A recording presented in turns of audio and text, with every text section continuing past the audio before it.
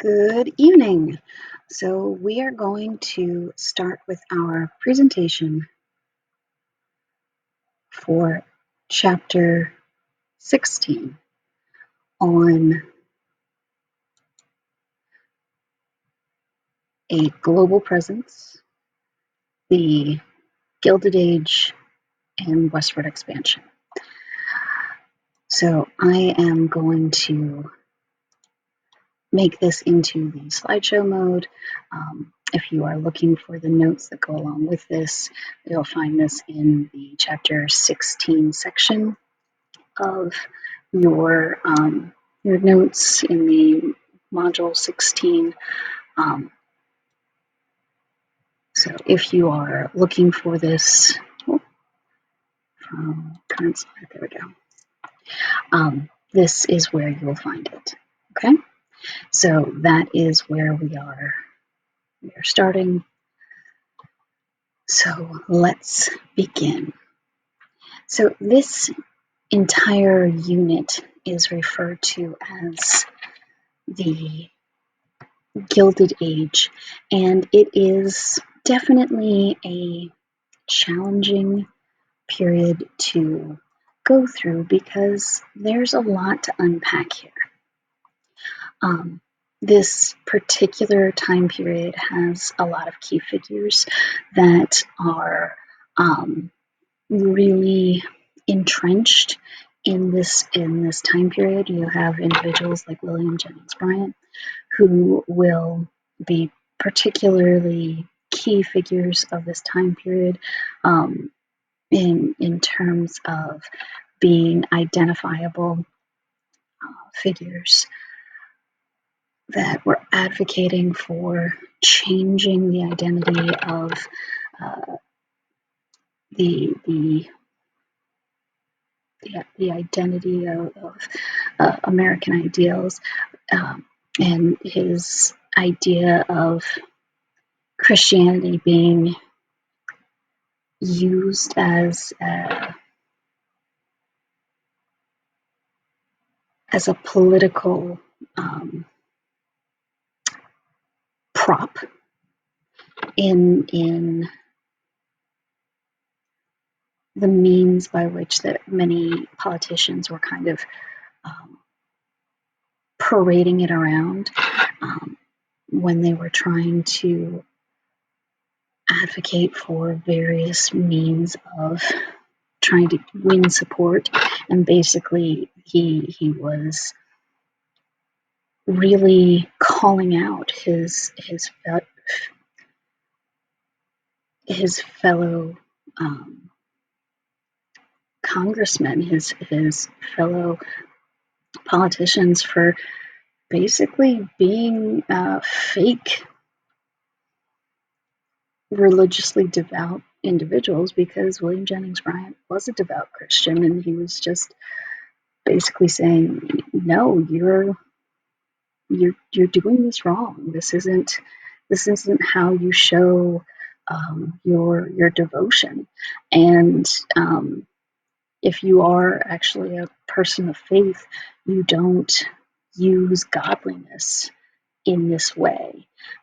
You don't use your faith as a prop in political manipulation.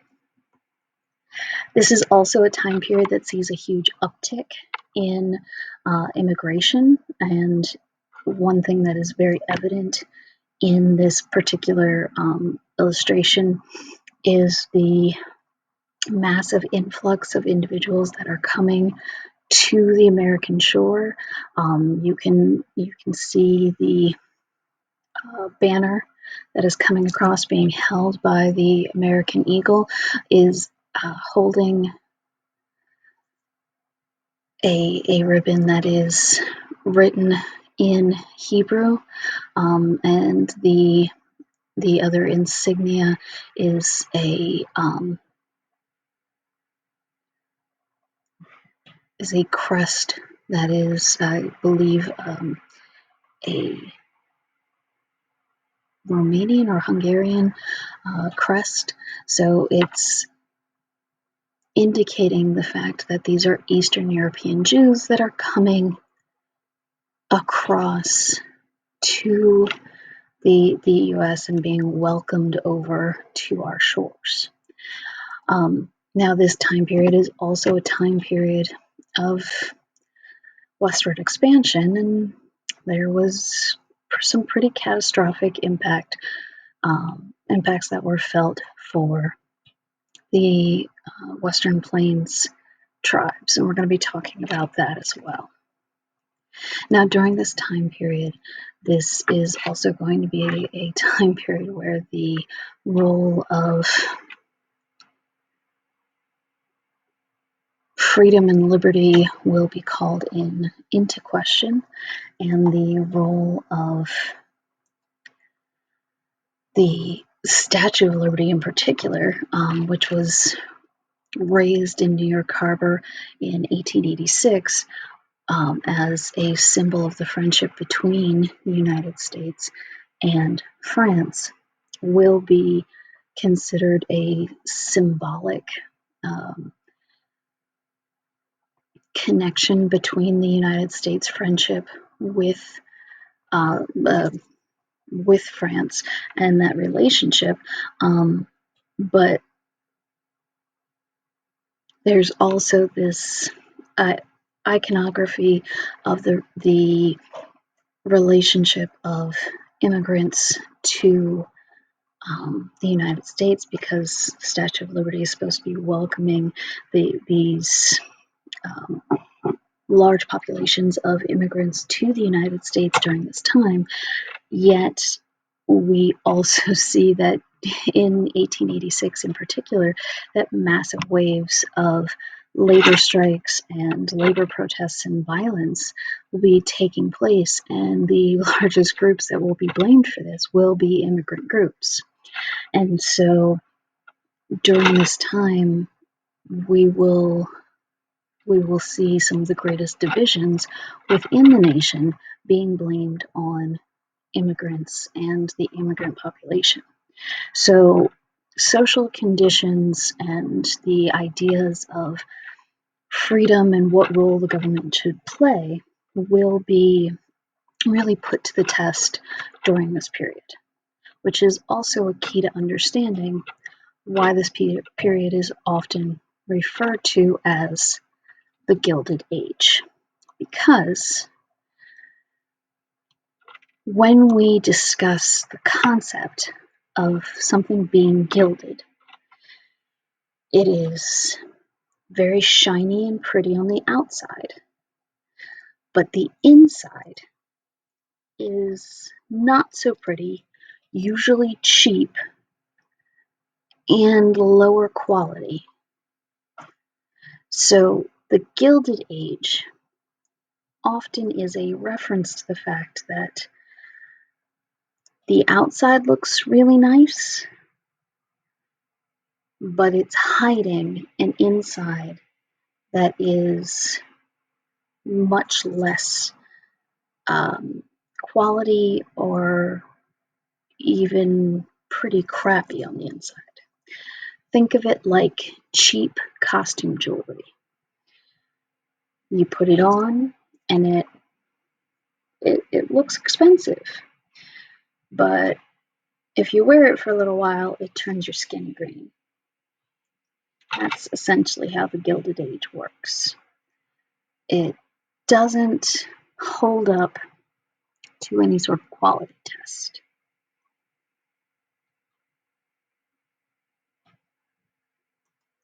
So during this time period,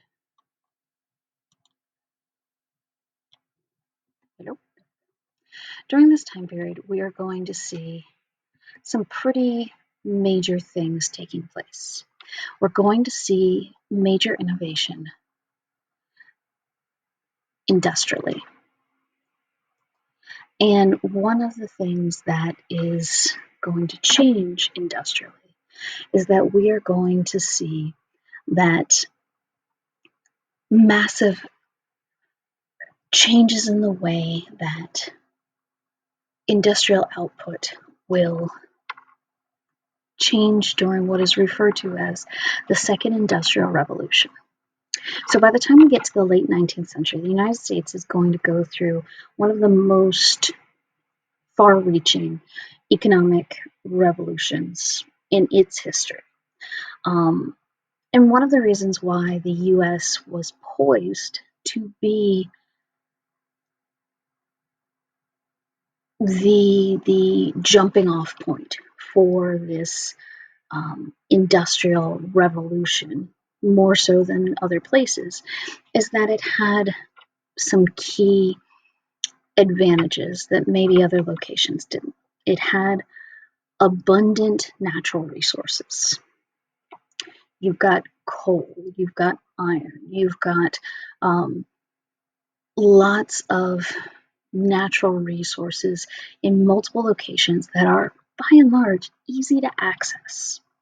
You also have abundant labor supply. You've got crap tons of people, and you have crap tons of people that want to get there. You also have a huge market of people that want to purchase things. You have a market for manufactured goods, people that want to buy things. And so because of that, that allows for this huge development of an industrial revolution. So one of the other key factors that allows this growth is that you have a federal government that also encouraged this. So the U.S. government is going to enact tariffs that protect U.S. industry and discourage any sort of competition from outside. The U.S. is going to give land grants to railroads. They're going to use the Army to remove, pesky people that were in the way, like Native people. And we're going to set it up so that all of the cards will line up to enable this growth to work in the favor of industrialization.